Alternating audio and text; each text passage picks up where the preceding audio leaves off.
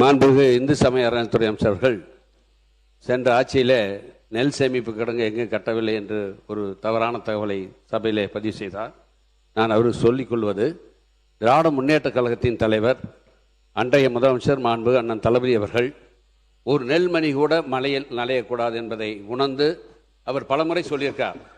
ஒரு முறை தொலைக்காட்சியிலே நெல்களெல்லாம் நலைவதை பார்த்துவிட்டு என்னையும் அன்றைக்கு வேளாண் உழவு நலத்துறை அமைச்சர் அவர்களையும் உடனே இல்லத்திற்கு வர சொல்லி, இனிமேல் தமிழ்நாட்டிலே எங்கேயும் நெல் நலையக்கூடாது, நாளைக்கே தலைமைச் செயலாளரை அழைத்து தமிழ்நாடு முழுவதும் இருக்கின்ற மாவட்ட ஆட்சித்தலைவரோடு ஆய்வுக் கூட்டத்தை நடத்துங்கள் என்று சொல்லி, அதன் அடிப்படையிலே திராவிட முன்னேற்ற கழக ஆட்சிக்கு வந்த பின்பு 18 மாவட்டங்களில் சுமார் 54 இடங்களில் 7.33 லட்சம் மெட்ரிக் டன், சுமார் 383 நவீன சேமிப்பு தளங்கள், சுமார் 825 கோடி 79 லட்சம் ரூபாயில அமைக்கப்பட்டு அதில் 331 கோடி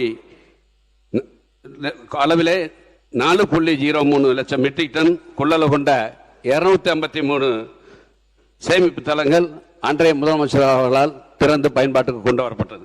அதோட மீதமுள்ள 3.30 லட்சம் மெட்ரிக் டன் கொள்ளளவு கொண்ட 130 சேமிப்பு தளங்கள், சுமார் 494 கோடியே 71 லட்சம் ரூபாயிலே இப்பொழுது பணிகள் நடைபெற்று வருகிறது. அதை விரைவில் முதலமைச்சர் அவர்கள் திறந்து வைக்க இருக்கிறார்கள்.